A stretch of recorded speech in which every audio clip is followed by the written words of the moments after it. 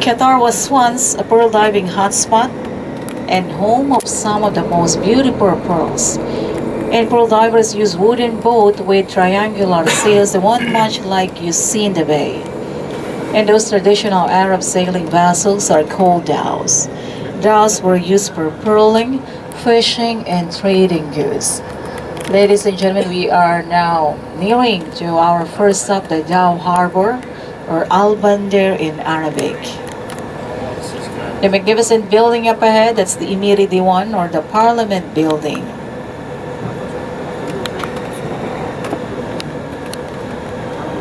Offers overwater villa with private pool, a paradise sanctuary located on its secluded island, which is about half an hour away from the city, by riding the luxury catamaran ferry boat. Hospitality. Indala is used in serving the traditional Arabic coffee gawa in majlis. Majlis is a large front rooms that is used for entertaining. Since there are about 350,000 of them, which is largely to its wealth. Ladies and gentlemen, we are now in the heart of the city, the central business district. So on this side, you'll find many five-star hotels, government offices and ministries, as well as international oil and gas companies.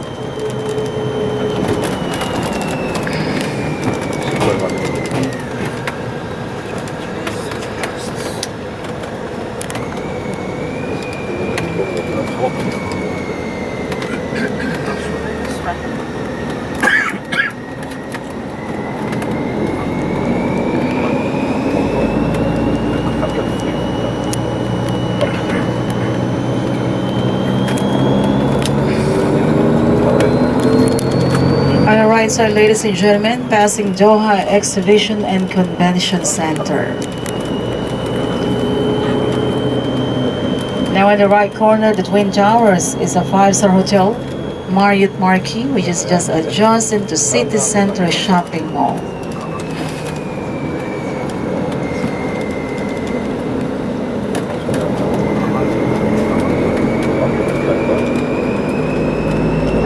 Qatar is the wealthiest country in the world when we look at its GDP per capita.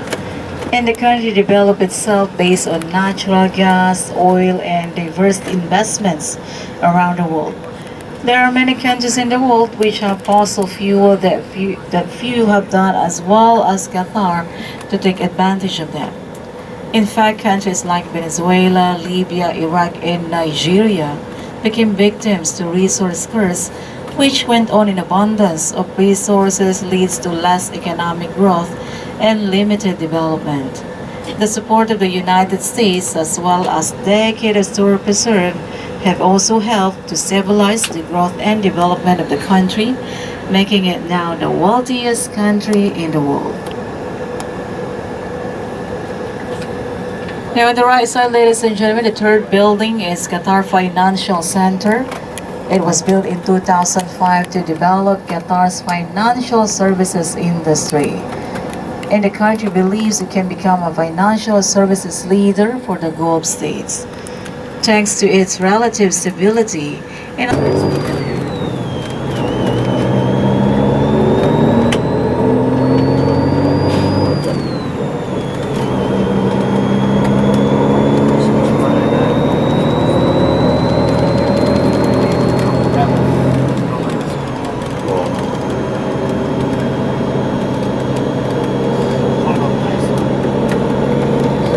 up ahead, ladies and gentlemen, the iconic landmark, that's Al Wada Arches, inspired by the oyster pearl basket that pearl divers use in collecting pearls. Al Wada Arches serves as a gateway that connects from central business district to Lusail City.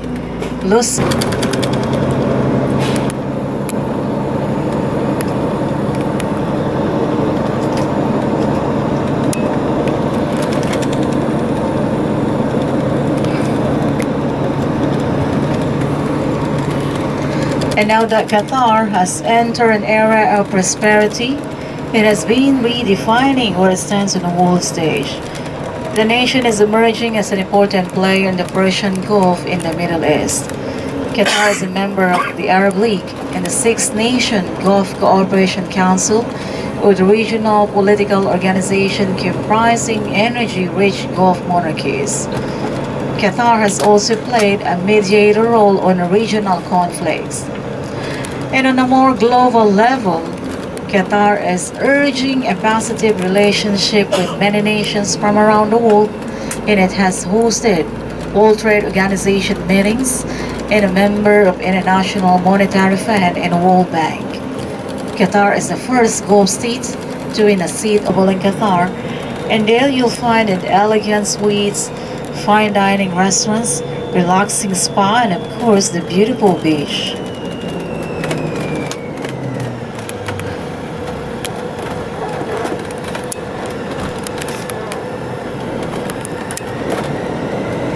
I know that Doha has opened itself to international business. It has to balance global influences such as Western style consumption and liberal lifestyle with its own cultural identity and roots, which are based on a strong Islamic and family values. And even though that Qatar is an Islamic country, there's a nightlife here in Doha. There are several luxury hotels that offer liquor with live entertainment, although liquor and pork are strictly regulated. For non-Muslim expats, for personal consumption, you have to obtain a permit or a liquor license, and licensure is by a salary category. Qatar has a deep appreciation of worldwide cultures, and a beautiful place to see this is at Katara Cultural Village, which we are fast approaching. The country is aiming to become an international cultural hotspot, and Katara is a venue for cultural shows locally and internationally. Katara was a historical name given to Qatar prior to it halls, exhibition galleries, cafes, restaurants, Falconry Museum, and a public access beach.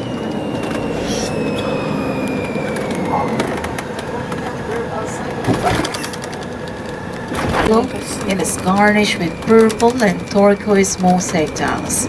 The exterior design of the Blue Mosque is inspired by Dome of the Rock Mosque in Jerusalem.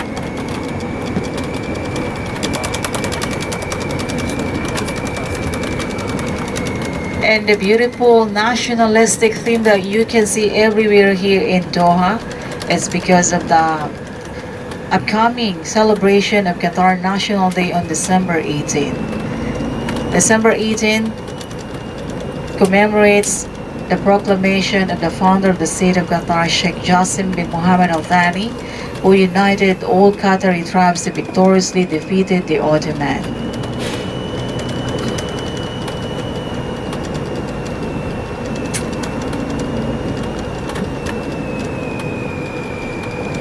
And the magnificent lighting that you can see from afar that's coming from the amphitheater.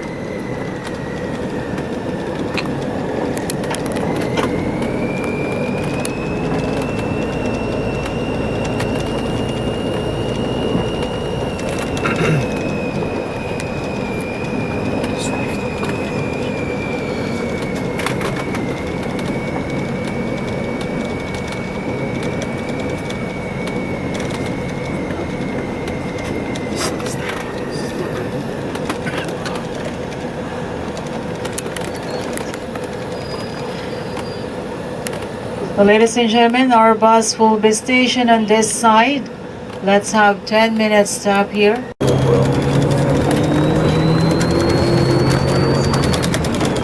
Ladies and gentlemen, the gift-shaped building, that's Children's Mall. It was built to cater children's need and brings the concept of edutainment, large candy store.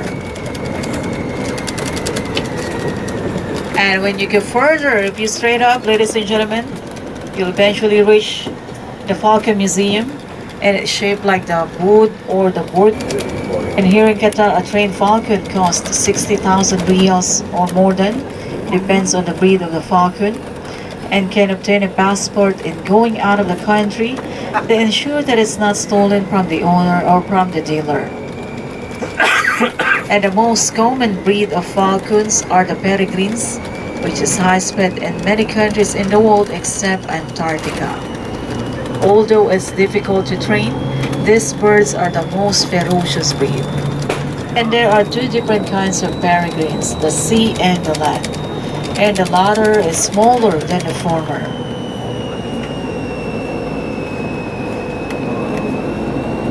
The floor is complete with modern facilities. The ground level is a high-end department store called Laguna Mall. Next to Zigzag Tower on left side, that's Mondrian Hotel, designed by Dutch designer Marcel Wanders, and it highlights a spectacular 2,000 square meters ballroom with its own 24-karat gold elevator. Mondrian Hotel, inspired by the Falcon, while the ground level is shaped like the Gateway Twin Towers, inspired by the Pigeon Towers that we have seen at Katara village. We are now at the Pearl, the man-made island. This progressive developed pillars of Islam, and it could be said at home, at work, and a prominent place to perform salah as in masjid or mosque in English. One in Palm 2. It was built in 2011, inspired by the palm trees, and it measures 246 meters. Qatar Petroleum. Qatar Petroleum is a state-owned company that involves all the aspects of the nation's oil and gas, which includes production, exploration, transport, and storage. And it's one of the largest producers of liquefied natural gas a year for global distribution. Now in the right corner, that's Qatar Petroleum District. And the fuel prices here in Qatar are the following. For premium gasoline, it's 1 riyal and 80 dirhams per liter, 1.80. While super gasoline is 1.85 riyals per liter, and diesel is 2 riyals per liter. Salam. Salam is a short term for Salam Alaikum or peace be upon you. So you can all simply greet them salam. Hala is hello. Shukran is thank you. Afwan is you're welcome. Yalla it's let's go or come on. And a call of endearment, my love for me. Salam is peace be upon you. Hala is hello. Yalla, come on or let's go.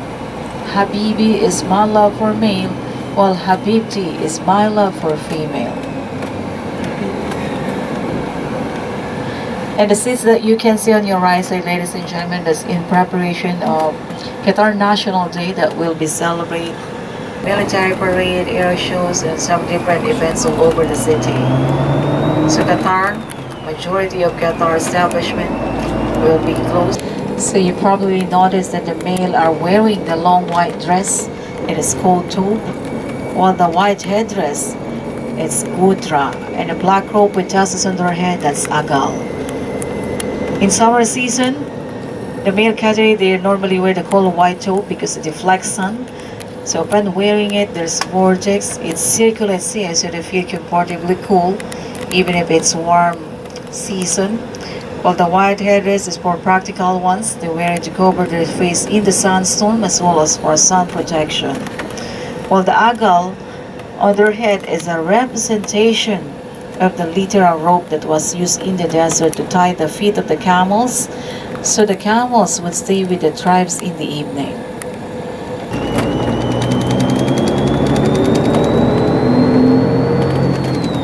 And here in Qatar, when we say souk, it means market. There's gold souk, falcon souk, spice souk. One of the oldest and famous is the standing market or Souq Waqif. At the market, ladies and gentlemen, it's common to haggle or bargain. You can shop some traditional wares, antiques, souvenir items, the Arabic perfume oud, spices, and freshwater pearls. And you can also try to smoke a flavored tobacco in a traditional Arabic shisha pipe.